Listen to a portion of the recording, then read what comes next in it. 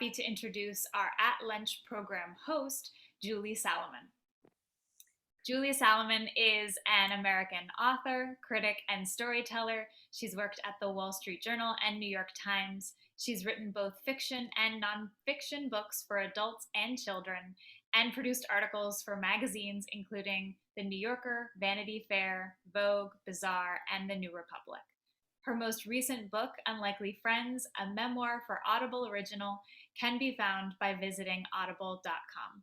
Welcome, Julie. Thank you, Rebecca. Welcome, everybody. Glad to have you drop by for lunch. So for the past couple of weeks, I have been completely obsessed with a great podcast called The Human Perspective with host Judy Heumann, who is our guest today. My favorite part of it are the guests, of course, but I love the way the producer introduces Judy. She calls her an internationally recognized badass disability activist. And badass Judy is, in the very best sense of the phrase. She is tough, she's uncompromising, she's intimidating, and yet totally charming. You may know her as the star of Crip Camp, A Disability Revolution. This fabulous documentary, which was nominated for an Oscar this year, is about a remarkable camp for kids with disabilities that became a kind of petri dish for a generation of civil rights activists, including Judy Heumann.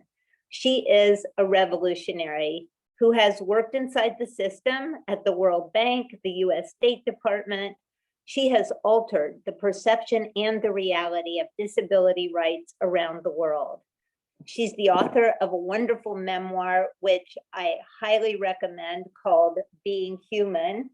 And she has a new book for young adults called Rolling Warrior, which I think comes out this month. Judy, thank you for being here at lunch with me. You're welcome. And here's what the youth edition will look like. Got a different title too, and it's called Rolling Warrior. And now we have a soft cover for Being Human, and that's what this looks like. It's very interesting. So I have to say, wasn't going to be my first question, Judy, but when I say you're a badass, you really are, because even before the lunch podcast video started, we were talking with Rebecca, and Judy says, well, do you have an interpreter for sign language on the show? And poor Rebecca said, we don't have funding for it yet. So Judy, I would like to ask you really about that very important issue. How many organizations do even think about setting aside funds for that? And what do you recommend? So I first of all, thank you very much for inviting me to be on the program. It's really an honor, and I'm sorry that I'm not meeting all of you who are on the other end, but I hope that the discussion we're going to have is going to make your lunch even more enjoyable. In fact, if you're taking time to actually eat during this discussion. As a disabled Jewish woman, and obviously my Jewishness is something that I've had since I was growing up. My parents were sent out of Germany when they were kids. My father went in 1934, my mother in 1935. And over the years, because it's been, ingrained in me, not just the religious aspect, but the Jewish aspect. And so, as a community, for me, from an idealistic perspective that is respectful of all communities, it has been a concern to me, both that disabled people have not, as a group, been equally welcomed in, when I think in many ways people are not even aware of the fact that that's what's happening. And when looking at it from that perspective, how deaf and hard of hearing Jews and non-Jews also have difficulty accessing work like what we're doing today, and the ability to really participate in public events if captioning and sign language are not being provided. So the law requires, as an accommodation, that when public events are happening, that they are accessible for deaf and hard of hearing people. And so the only exceptions to that is if the activity is from a religious group. And so since the American Jewish Historical Society is considered cultural, it is obligated by law, in fact, to have captioning and sign language. Now, I also want to say that one of the barriers that still exists, and there's more pressure being addressed to this, is that the companies that are producing or having Zoom and other platforms, that their captioning should be able to be automatic. So if you're using Zoom or you're using Google or any one of a number of the other sites. Now, Google Teams does have a captioning function that everyone can turn on. It's not 100%, but it's pretty good. I know Zoom and others are working on it. So I think partially there needs to be a greater demand put on these companies, that there is an expectation that the users, us, will in fact be able to ensure that the widest audience possible can utilize this. Now, let me also say that we think about captioning as something which is valuable for people who are hard of hearing or deaf. And of course, the answer to that is yes. But I'm sure everyone on this Zoom call on a regular basis is doing Zoom calls. And you may be on boards or various groups where there are more than one or two people speaking. And if you're honest, the number of times you're not able to clearly hear someone or understand someone is pretty significant if we're truthful. And therefore, captioning really benefits a much broader population than we typically presume that it does. One of the boards that I'm on, I requested they use a company that could do captioning, and it makes our board meetings, for me, much easier to participate in, because we have people with all kinds of accents on this particular board and whose microphone sounds will be different. And the captioning really does elevate everyone's ability to understand what we're talking about.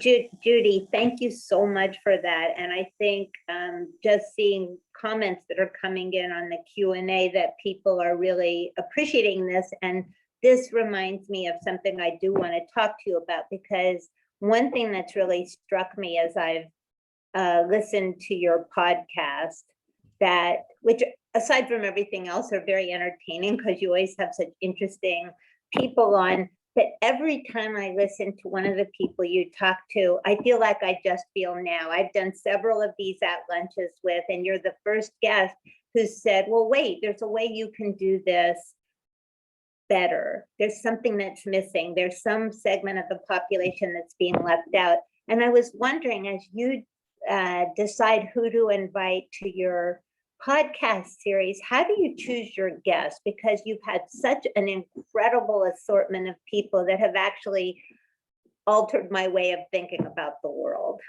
Well, it's a great question, and I can give you a little bit of the answer, not that I'm withholding any information.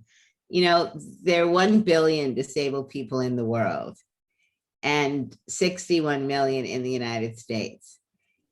And as many people know and others don't know, disability, we all have, so many of us have different disabilities. And not only do we have different disabilities, but we're all individuals.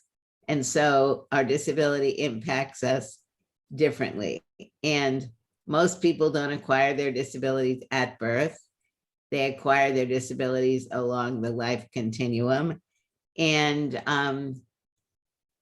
have visible and invisible disabilities. So there is an amazing wealth of people out there to be interviewed. And so selecting people can be a little bit difficult. Right now, I'm only able to do 2 a month. We're a very little group of people, there are 3 of us. And so the work that needs to be done on setting it up and doing the interviews and doing the editing, and now we do have a service that we use for captioning. So it limits the numbers that we can do. We could easily do 4 a month. That would be meaningful. And I think the other thing is I'm trying to get enough diversity, broadly looking at diversity. So I'm not just talking about race or sexual orientation or other isms, but I'm really looking at trying to allow people to understand the breadth of the barriers that disabled people face and the activists who are out there doing work. So I was so appreciative, Julie, when you said that you would listen to the podcasts, because as someone who I believe doesn't at least have a known disability, to me, your listening with a critical ear is very important to me, because we're trying to expand the audience of listeners, and even how to do that is another important issue that needs to be addressed. So here's somebody who I would be interested in having on your show. And I'm wondering how you feel about the fact that the person who's now the president of the United States has a disability. And I was wondering, A, have you met President Biden and talked to him about that? But I do think it would be so incredible to have you interview him about his life and his stutter. So no, I've never spoken with him about this. I've met him a couple of times, but honestly have not had, lengthy discussions. But I was very, very proud of the fact that he was quite open during the campaign about his stutter. And I think most of us did not know that he was a stutterer. And so even in the disability community, this was something that was not really known. So stuttering is a very, it's a community that definitely faces bullying as children. And, you look at data like the number of kids who are stutterers who drop out of school and other barriers that people face. So it's a good idea. And I'll think about this and see if we could try to get him on to do an interview. Okay, because I think it would be great. So I want to ask you something. Several people are writing into the Q&A asking for sort of individual pieces of advice or questions that they'd like to ask you. And I'd love for you to be able to help them, but I don't know if this is exactly the right forum. Is there a way for people to reach out to you to get advice and stuff like that? Is there a place they can contact you? Sure, they can send an email to Judith Heumann, JUDITH HEUMANN 1 So one of the questions that I'm seeing here is from the principal of the high school that I graduated from, Sheepshead Bay, although I presume you were not the principal at that time. And the question is, he would like to have disabled students coming as parts of the family, but the Board of Ed 5 years ago moved these students out of Sheepshead into a more segregated site. And he hasn't been able to move the system to get the students back. So that might be something we could talk about, but I would also suggest that you get a message out to families who are in your catchment area that the school is accessible and you would like it to become a more diverse, inclusive school. And have you gotten anything in writing from the Board of Ed regarding why they made these changes? So happy to talk further.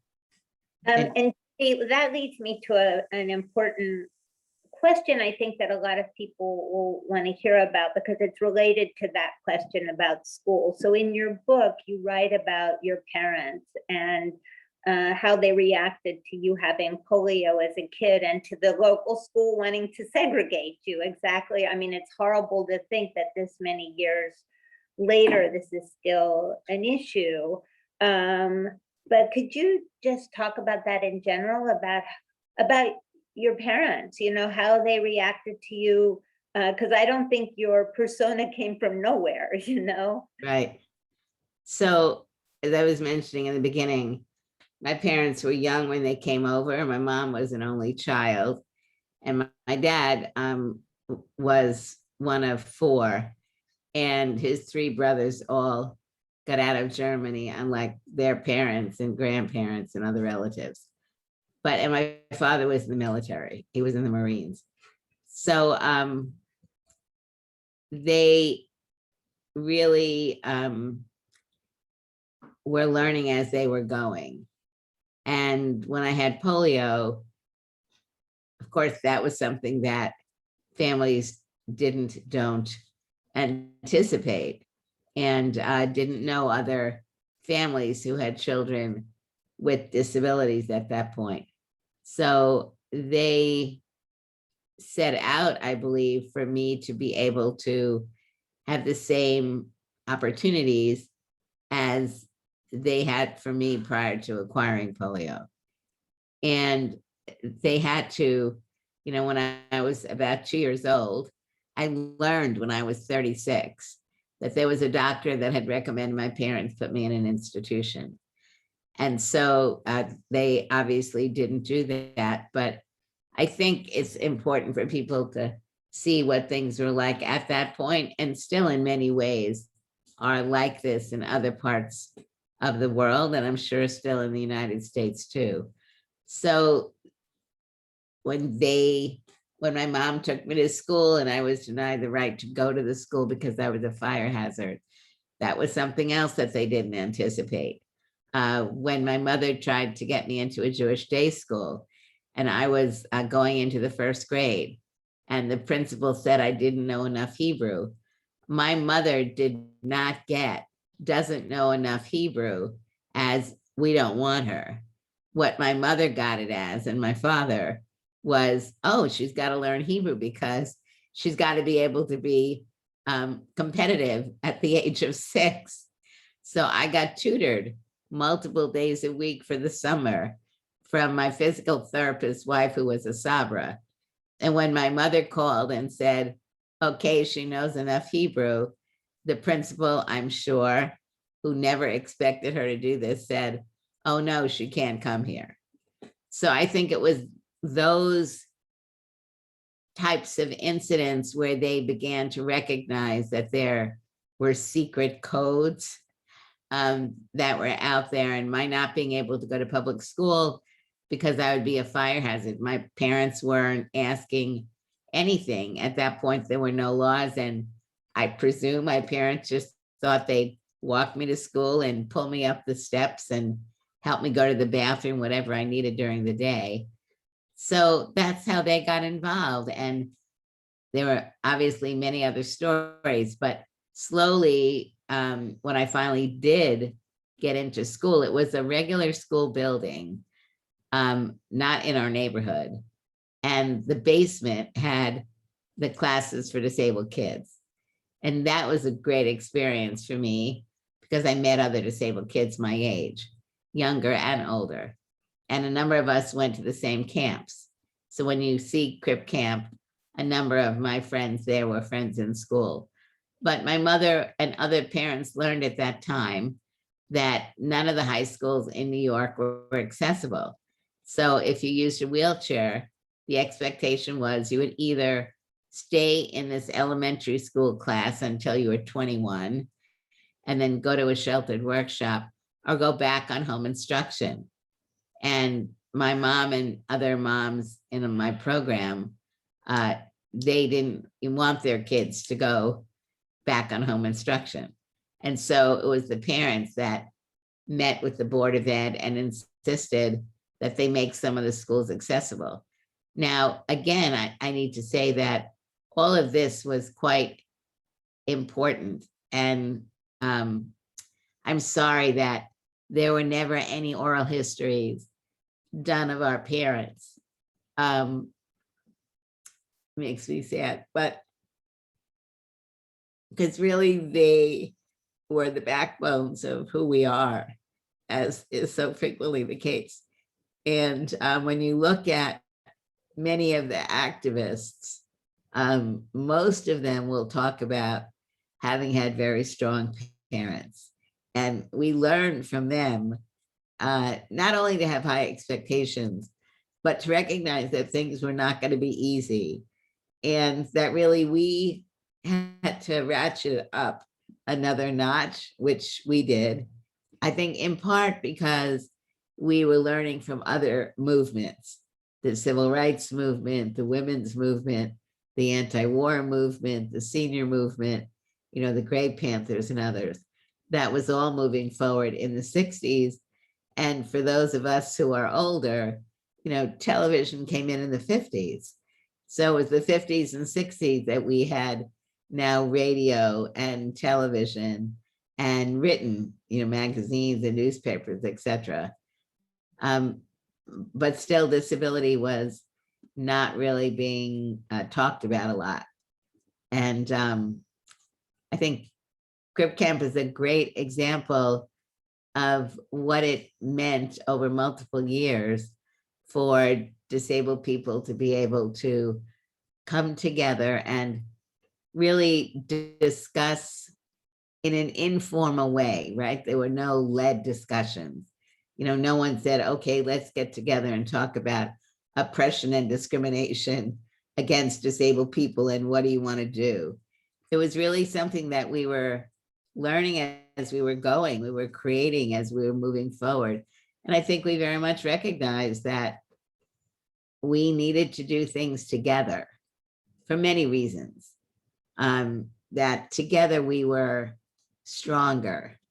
I think both on a personal level and on a movement level. So thank you so much. And if people watching this haven't seen Crip Camp, you absolutely have to watch it. It's such a moving and brilliant and funny and exciting film. And we're going to go to some more serious questions, or maybe this is the most serious question. I did watch you at the Academy Awards and was deeply sad that you didn't, that the Crip Camp didn't win, but you looked fabulous. You had this amazing outfit on that looked very fancy, and it was white, and I think you had red shoes on. I'm not sure if my TV was right. But, It was right. so was that just something you pulled out of your closet, or tell me the process of getting dressed for the Academy Awards? So that was very interesting. A friend of mine named Rick Gadati lives in New York, and he,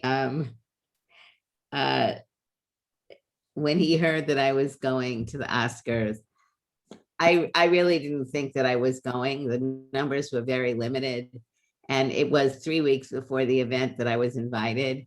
And so I was still really trying to decide. I had said yes, but was I really going to go? Because I'd been like everybody else, you know, basically in my home, except to go out like 3 blocks one way and 4 blocks the other way for more than a year. And I didn't really start thinking about my clothing. And then Rick said, okay, I'll help you talk to some people who maybe could help design clothing for you. And hold on one second.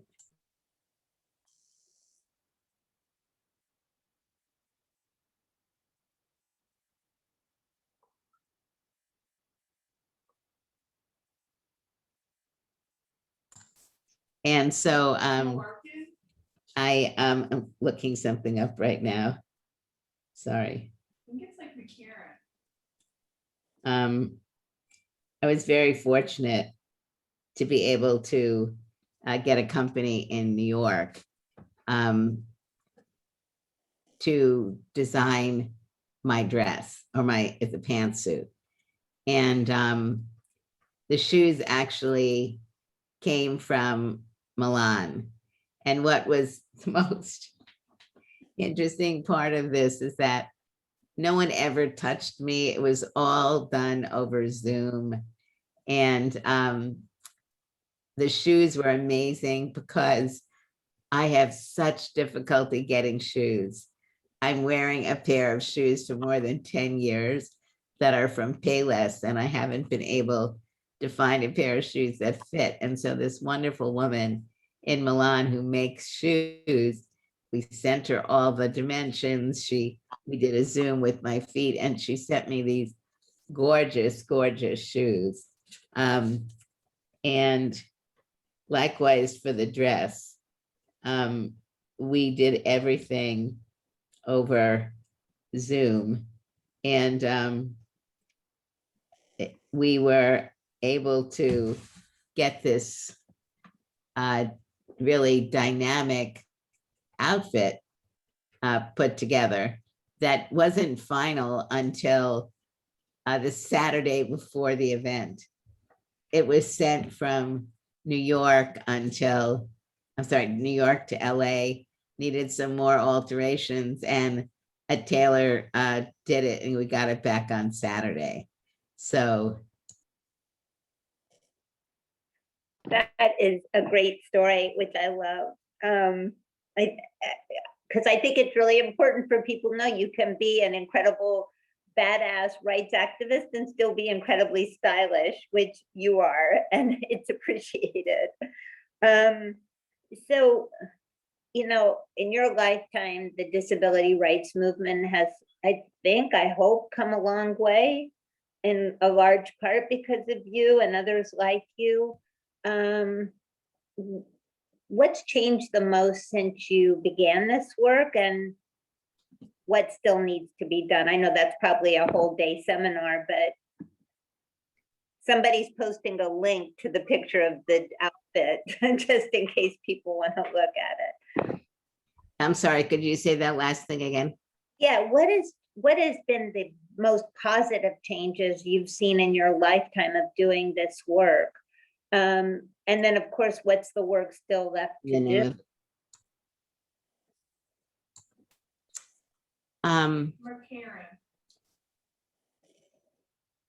So I think the changes that we've seen, I've started to discuss, and the way I would summarize it would be that people are really no longer, or many people, I shouldn't say all, more people are recognizing that the barriers that we face are discrimination, and are learning about numerous laws like the Americans with Disabilities Act and the Section 504 and the Individuals with Disabilities Education Act and Social Security programs, etc. And that those laws, when appropriately implemented, really do significantly, not completely, protect the rights of disabled people. So over the course of my life, we have legislation that makes it illegal to discriminate against disabled people in programs in the private sector and receiving government funds. That's huge because it's meant all kinds of significant changes. The ability to go to school, early childhood education, primary, middle school, high school, higher education, provisions in the law that make it illegal to discriminate in the area of employment, new construction having to be accessible for buses and trains and buildings and shopping malls across the board. Those are very important. Captioning, like we were discussing earlier, technology advancing and becoming more accessible for people who are blind and low vision, and various forms of technology that are also helping people with speech disabilities, what's called augmentative communication, on and on and on. And so you see a growing movement of disabled people in the United States and around the world, the Convention on the Rights of Persons with Disabilities, which went into force in 2008 with more than 175 countries around the world having ratified this treaty, which basically means governments are agreeing that they will enact legislation and enforce legislation that reduces discrimination, allowing disabled people to move forward in society. But I think also the movement is also really expanding to be a truly more diverse movement, because disabled people are Christians, Jews, Muslims, other religions, from the LGBTQ community, Black and Latino and Indigenous, etc. People with depression and anxiety and cancer and significant back problems and bipolar and all forms of the hundreds of disabilities. Discrimination is now defined in law.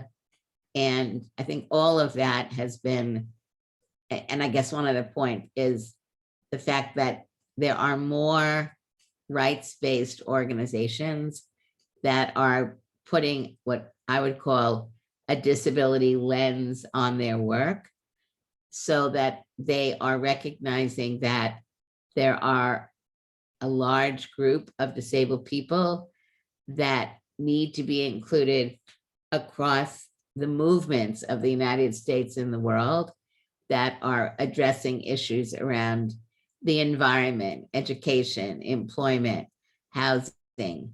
When we look at COVID, I think there are a couple of ways to look at it from a disability perspective. One is the vast majority of people who have died from COVID have had disabilities. We are the ones who've been living in nursing homes.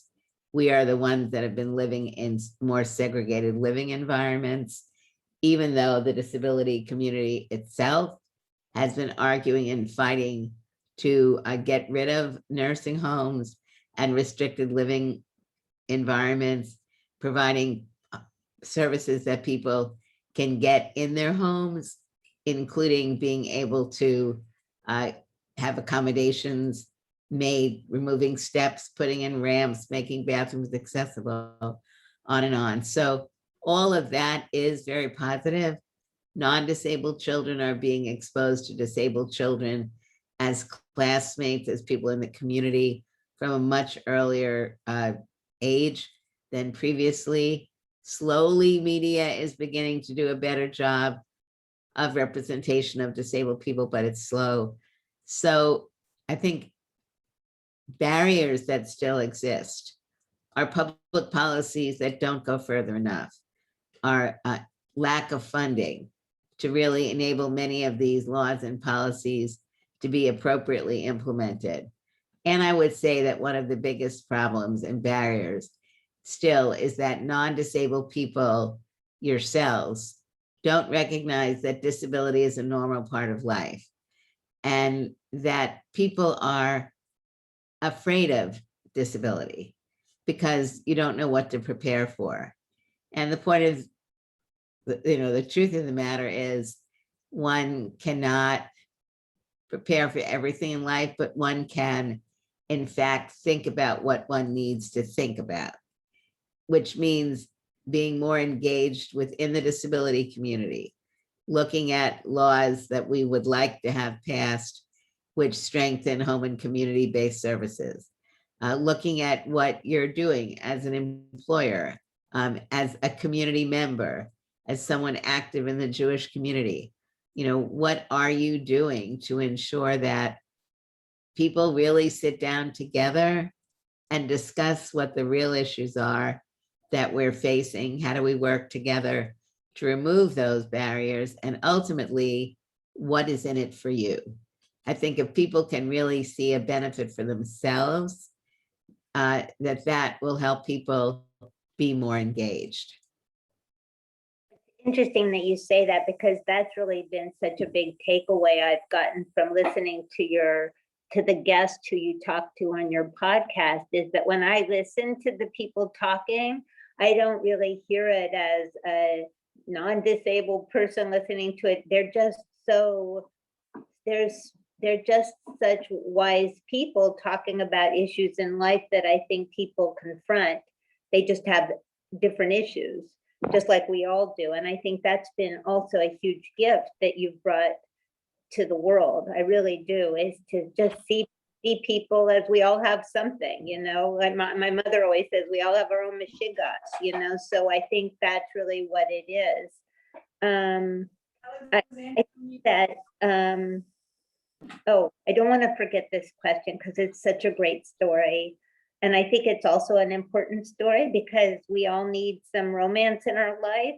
And another favorite part of your book for me was when you talked about meeting your husband. It's such a, and I wish you would tell that story to people because A, it's a good story, and B, it's a good story. Let me first say, I'm totally embarrassed that the company that did my outfit was Mark Arian NYC. And I think it's particularly important, sorry, to remember the name. And Allie O'Neill is the amazing woman who designed my outfit. And that's a story in and of itself, which you can actually look at in Style because there was a piece on it. But how I met my husband. So I was in Eugene, Oregon. There's an organization called Mobility International USA, another really great group. And the leader of the group is a woman named Susan Siegel, who's also a disabled woman, and Bill knows her, Julie's husband knows her very well. I knew her before we met, he and I met. And her parents were survivors of the Holocaust. But they have, Susie has this organization called Mobility International USA, and they bring people from around the world to Eugene, Oregon to spend a number of weeks together. And there was a group from Mexico, and I was going out to do a week of training, and that's where I met my husband. He was there with a group of other disabled Mexicans. And the first night I got there, it was August 3rd, 1991. There was this really cute guy in a wheelchair with great shoulders. And I was like, really? Yeah, so that's really how I met him. And yeah, I think he said he liked my nose. So I think that was like the first way we got attracted to each other. It's kind of comical, but he's a great guy. I've learned a lot from him and his family, having grown up in Mexico and experienced discrimination. And again, the story of his mother, who was so influential in him really being able to break out of the mold of what many disabled kids, especially kids who are born with their disabilities, he has CP, cerebral palsy, what was expected of them, very similar to here. So we've been married now 29 years. And it's been— Sounds like it might last. I hope to God.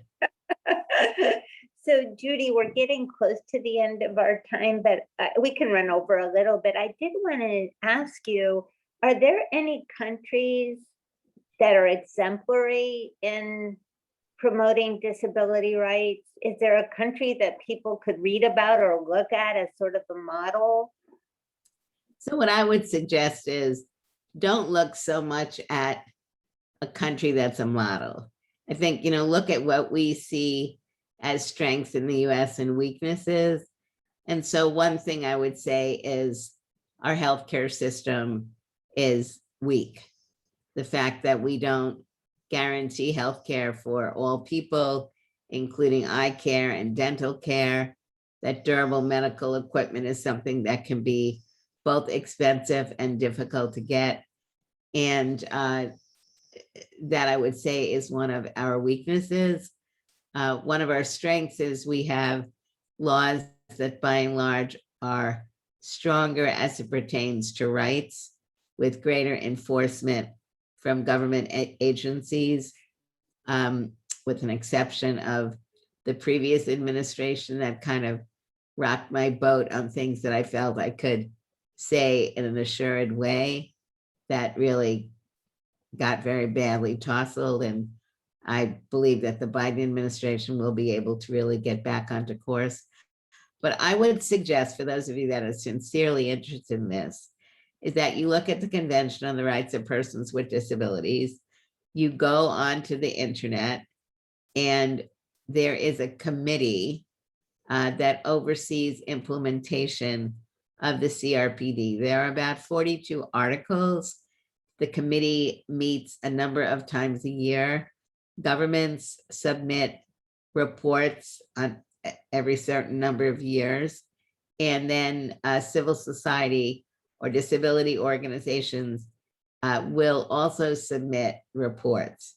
So you'll get a report from the government, a report from civil society, at least one, and then you'll have the committee, which will be not only reviewing, but also meeting with, and then issuing findings. That, I think, is a real way for you to get a much better understanding of what is or is not happening, which countries are doing more than others.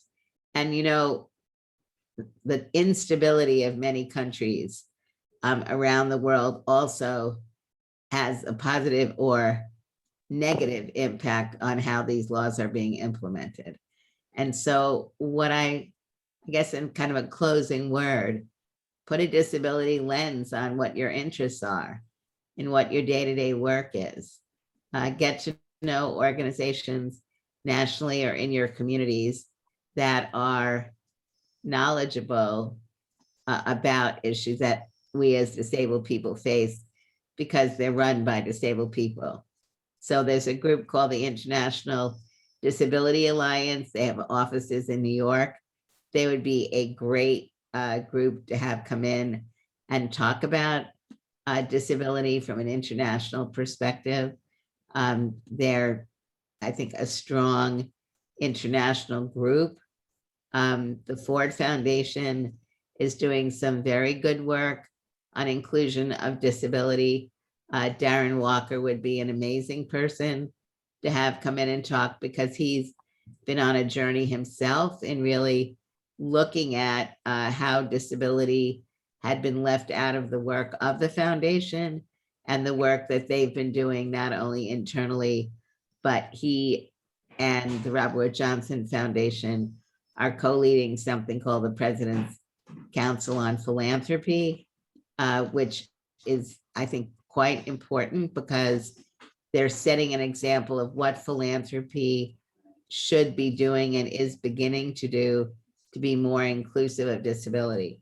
And I think that's really where the discussions need to be moving. What are we not doing that we need to do? How can we move forward without excuses? Judy, as always, talking to you is illuminating and fun, because where else would I hear somebody say, we did a Zoom with my feet, which is possibly the most incredible line I've ever heard.